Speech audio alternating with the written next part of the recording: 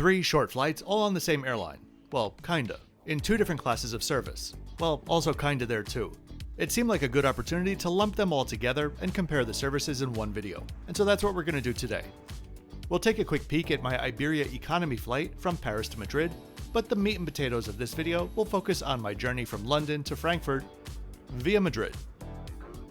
By the way, if you're ever curious about the price that I paid for this flight, or the equipment that I use on a daily basis while traveling and creating, all of that can be found in the description below.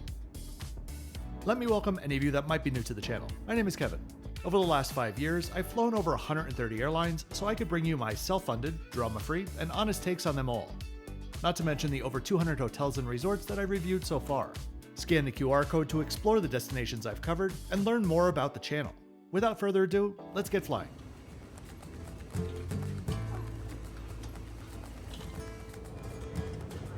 Welcome to a beautiful morning here at London's Heathrow Airport.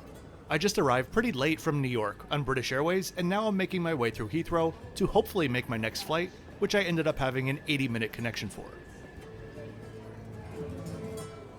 Thankfully, British Airways and Iberia are part of the same company, International Airlines Group, and so my transfer was just within BA's Terminal 5.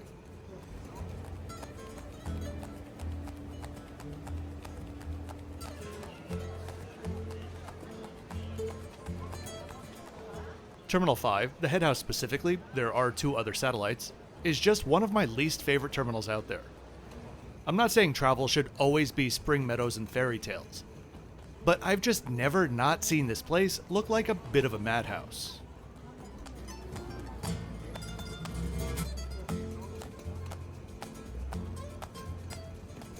By the time I was through security, I had just 15 minutes until boarding, but the gate wasn't displayed, so I headed to the BA Business Class Lounge for long enough to chug an espresso and take a few quick shots.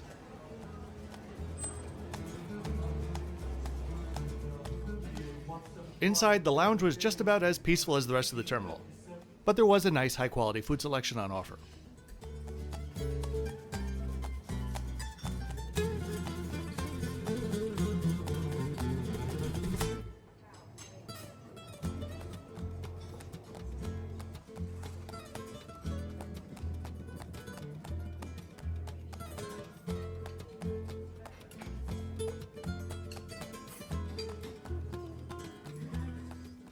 My ticket today was a round trip from Madrid.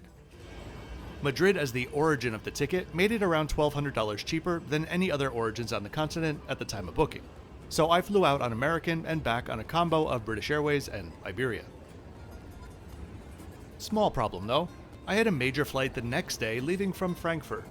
So yes, I am flying to Madrid now as part of that original ticket, and then up to Frankfurt on Iberia Regional, also known as Air Nostrum in economy. Note that the score for this confusing video is only based on this first flight from London to Madrid.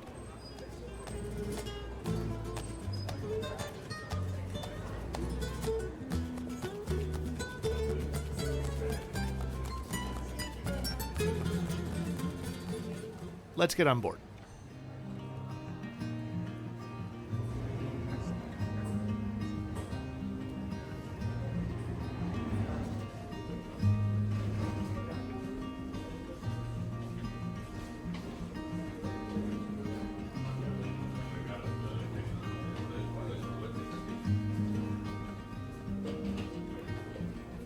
Our flight today would be operated by a 3-year-old A320neo for the 2 hours south.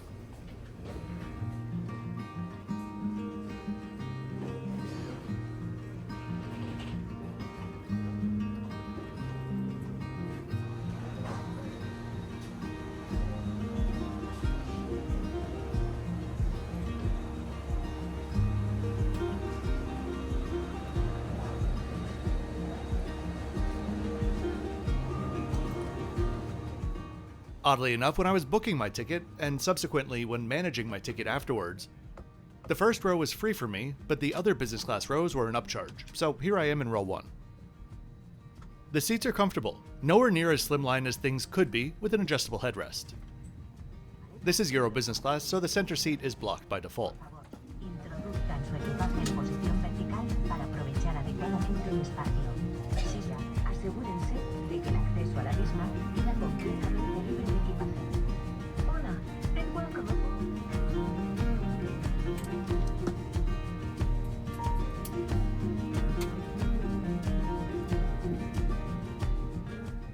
If you're enjoying the video and would like to support the channel, there are many ways that you could do so. A quick like on the video and subscribe helps with the algorithm, or you could check out my Patreon linked in the description below. On Patreon, I post everything from early access or Patreon-only videos, to newsletters, my best tips and tricks to save money on travel, glimpses behind the scenes, detailed advanced itinerary maps, and much, much more. Think of it as a toolbox to save money on or simply improve your next trip, especially if it's in Southeast Asia. If you have specific questions about your upcoming trips, I can help with that too. Whatever you do though, thanks very much for doing it.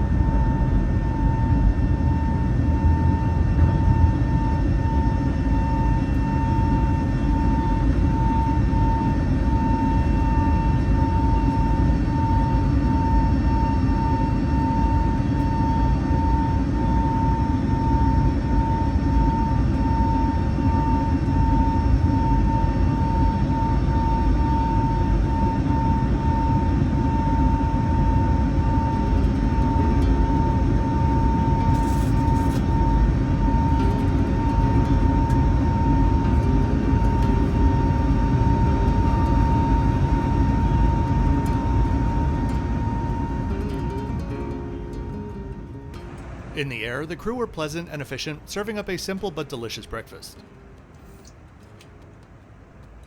Served on a single tray, we had an omelette with spinach and potatoes, served with a croissant, and other assorted breads, and a blackberry yogurt. Overall, it was a nice breakfast. The eggs were not the typical airplane eggs, and had a served-on-the-ground texture to them. So overall, we're coming in at an 8.5 out of 10.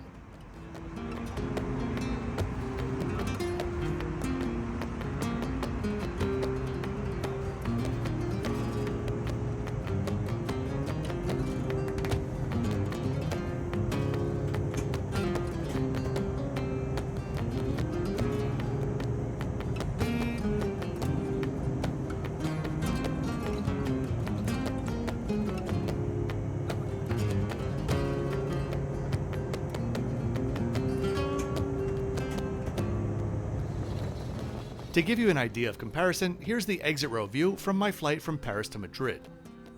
First, in all honesty, I never knew that Charles de Gaulle had a Terminal 3. That aside, why on earth is Iberia operating from it? It's supposed to be the low-cost terminal, so I've learned. Seats were similar but more slimline, and there was a buy-on-board menu on offer.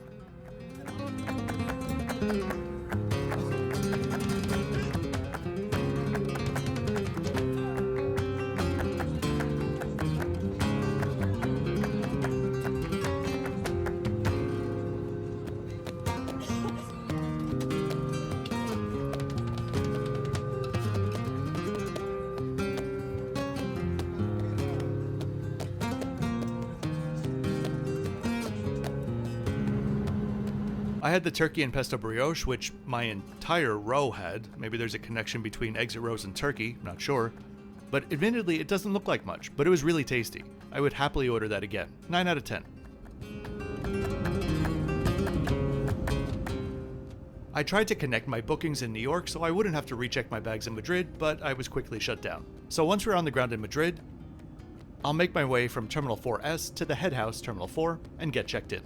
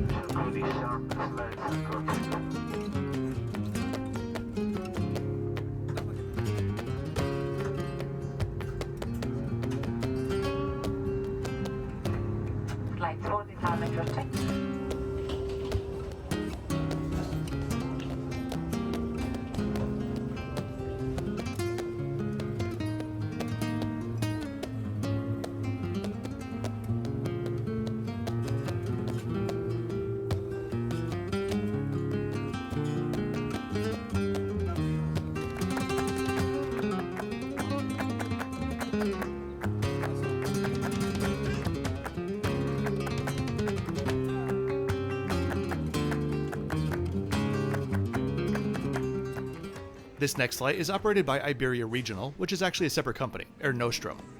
Similar to how airlines in the US contract out their regional flights. I headed to the Schengen Zone Iberia Lounge, which I accessed with my One World status to pass a couple of hours before my flight to Madrid. Air Nostrum began operations in 1994 as a regional Spanish carrier based in Valencia, with hubs in Madrid and Barcelona. They are an affiliate carrier of One World, and they fly to 51 destinations, split between domestic and regional operations.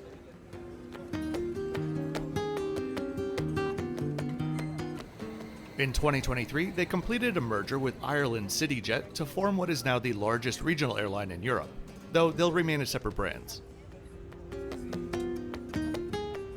Two interesting things about Air Nostrum. First, today's aircraft would be a super stretched CRJ1000, the first time I've been on one ever. To my knowledge, Iberia Regional and CityJet are two of a very small handful of carriers that actually operate that stretched version commercially.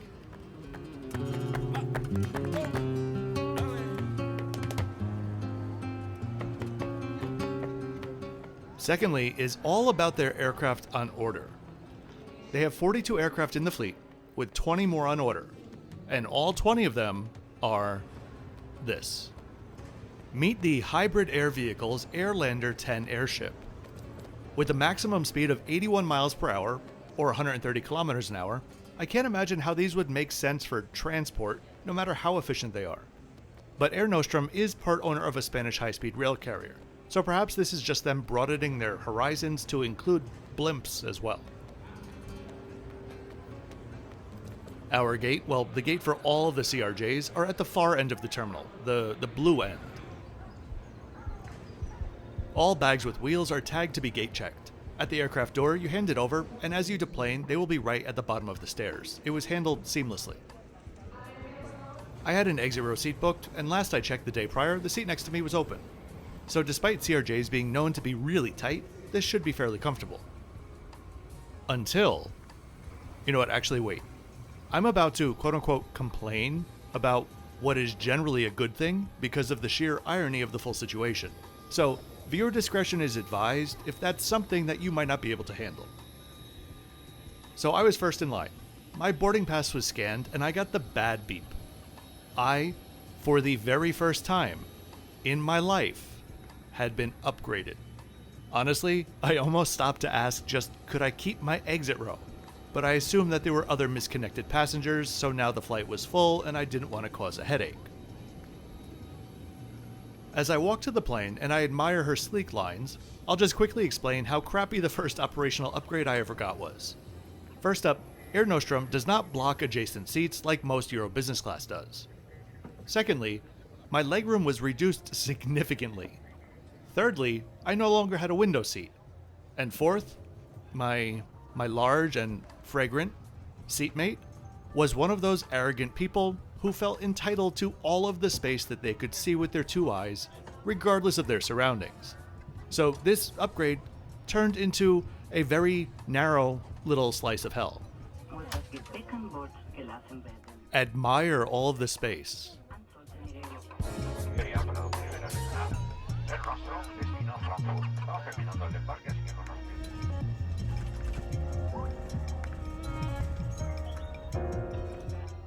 I couldn't help but be amused by my seatmate's filming skills.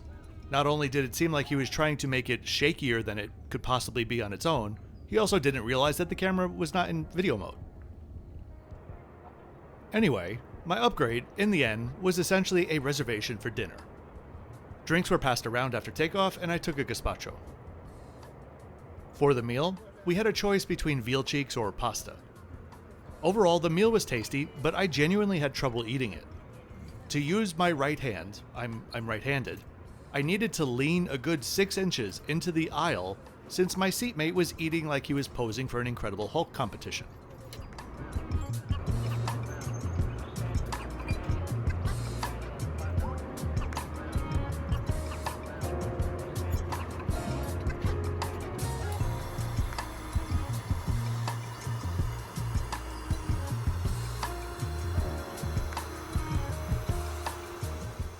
Coming into Frankfurt, I kind of asked him if I could just film the city for just a little bit. He obliged, and then still felt the need to lean forward. A true gentleman.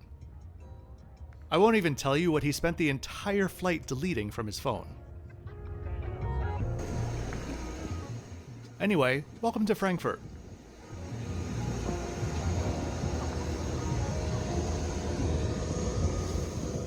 Not judging this Air Nostrum flight, I am keeping Iberia up there because I do think that's where they belong, in my humble opinion. Is it Euro business class? Yup, but I judge based on what things are and what they're supposed to be, and within Europe, business class is what it is, and I think Iberia does it just about as well as it could be done.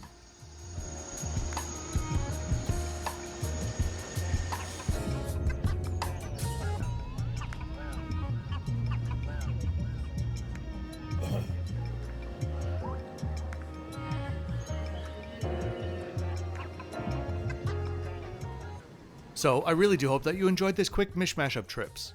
If you did, please be sure to click that like button and subscribe with notifications on so you don't miss my twice weekly videos. I'll see you next time flying to Ulaanbaatar on MIAT Mongolian. As always, thanks for watching until the end.